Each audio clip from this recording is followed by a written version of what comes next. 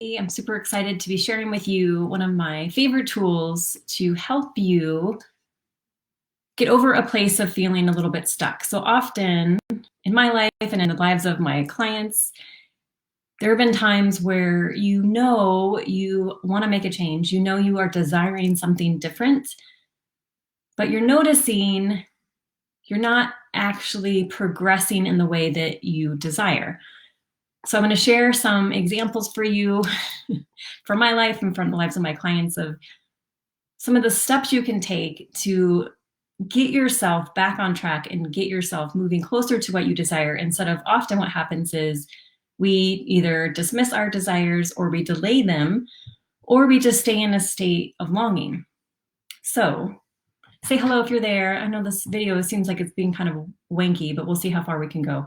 So, okay. So the first thing to think about is, what is it that you desire? And this could be across the board. This could be that you desire to have a healthier body. Maybe you want to lose some weight.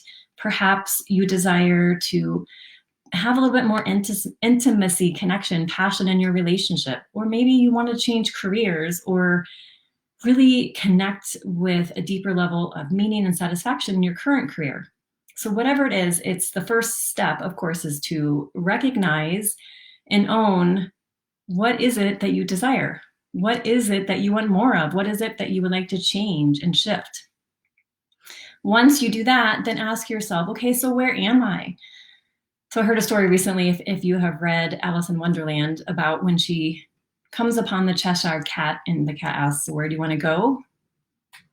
She asks the cat, which way do I go? The cat asks, where do you want to go? And she says, I don't know. And he says, well, either way will get you there. So in the first step, asked yourself, what do I want? But then you have to know where you are first in order for you to assess what's the right path for me. Of course, when you get in your car to go somewhere, you always have a starting point, and then of course you have your destination. So think about, okay, so where am I currently? And so be honest with yourself. So maybe you're 50 pounds overweight.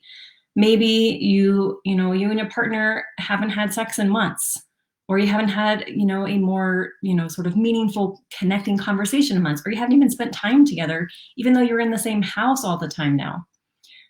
Perhaps you are in a career that you just feel like is really not your calling, and you really want to feel a sense of purpose and connection and meaning in what it is that you're doing.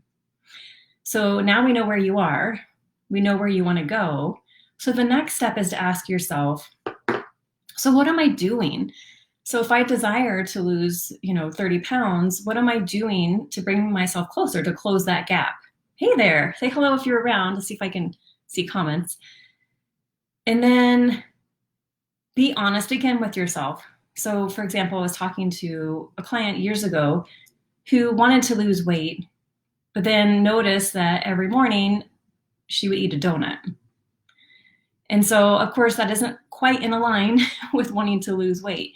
Another client was, having some challenges with overspending and wanted to really start to rein that in and be more mindful with her spending, but noticed that she always got back in that pattern. So it's addressing, okay, what am I doing and how is that working against what it is that I desire? And here's the most crucial step is, what is it getting you? Because there's always an underlying need being met, even if we're doing things that are counter to what it is that we desire. So the woman, for example, who was eating a donut in the morning, even though she wanted to lose weight, was being able to explore at a deeper level, what was that getting her? And being honest about what that is. Same with the overspending. An example from my life, I struggled for a long time with eating disorders and just body image issues. And when I was able to explore, what is it that I want, of course? And that was, I want to feel confident and comfortable in my own skin. Well, where am I? I'm really insecure in my body. So what is that need being met by staying insecure in my body? Well, it kind of makes me feel safe in a way, because then I'm not getting attention from other people by what my body looks like, even though there was a part of me that wanted attention. So notice there's sometimes a conflict. But once I was willing to acknowledge, okay, there's this need to feel safe, at the same time, there's this need to grow. And that's most common in all of us is that we desire to make a change, and at the same time, we desire to feel safe.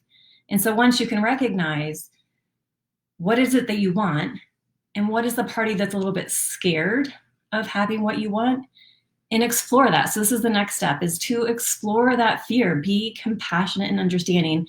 And then your desire here is not to judge and criticize, but to be compassionate in your dialogue with this need.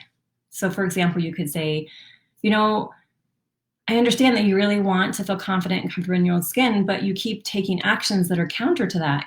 Could you tell me more? There must be some good reasons. Can you tell me more about that? And then listen and see what surfaces.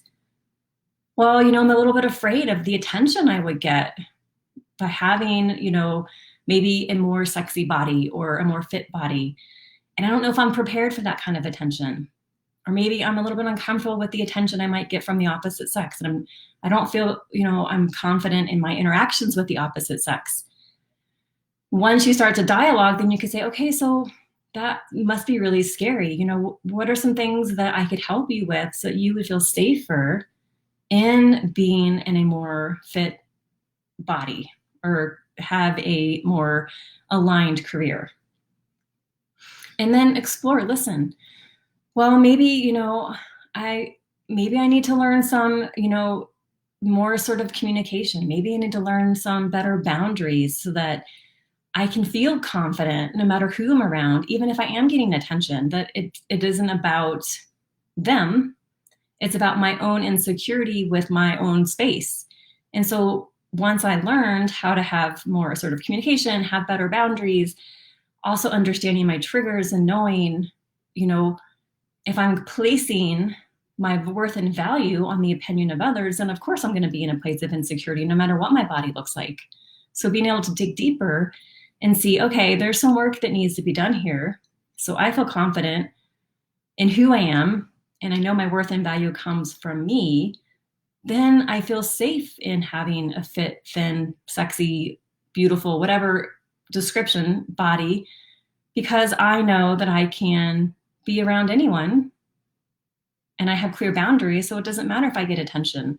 I can appreciate the attention and not feel like I have to give something in return, or that it means they're going to put pressure on me to do something I don't want to do, because I only do what I want to do. And I have clear boundaries, and I'm able to articulate those boundaries with kindness. Once you have that, then you're in this place, this amazing place of power, where you can start to take actions that align with the person who has what you desire. So as the person who is confident and comfortable in their own skin, who is doing work they find meaningful and is well paid for that work, who has an amazing relationship with their partner, who has a healthy relationship with money and is savvy in their finances and is a wise steward of their money in regards to spending and saving and investing. As that person, what are the actions that I naturally take? So then you shift from this place of it's not safe for me to have what I want to here are the things I need to do so I feel safe and I feel confident in myself to do the work to get to that place where I feel safe. And now that I feel safe, now I'm gonna start taking actions as the person who already has all that they desire and make those actions natural. So I'm shifting my energy, I'm shifting my state of being. As I do that, of course, I open myself up to even more of what I want, because I'm operating from a completely different mindset, a completely different energetic vibration, which allows me to experience more of what I desire. And anytime those old sort of fears come up, now I have the skills and the tools to address it and to ensure that, because every time I move up, there's going to be some other fear that comes up. And so ensuring you're equipped to be able to continue to address what comes up so you can continue to grow and expand. Are there any questions? Awesome. Okay. Well, if you are in a place where you are really longing to bring in more of what you love and more of what you desire, and to really be living in that place, in that higher vibrational expression of who you are, I have a few spots open in my one-on-one 90-day mentorship.